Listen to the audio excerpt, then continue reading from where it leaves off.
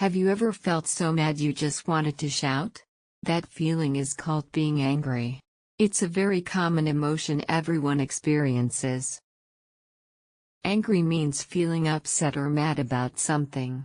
It is a strong feeling when something bothers or annoys you. A common mistake is confusing angry with annoyed. Angry is stronger, while annoyed is milder and less intense. We say, be angry about something, get angry at someone, or feel angry with a situation.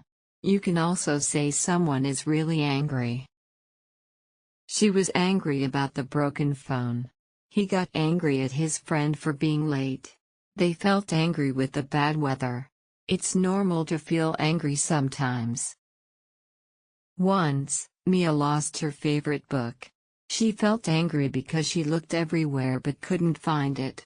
Later, she learned it was at school all along. Remember angry by thinking of a red face or steam coming from your ears.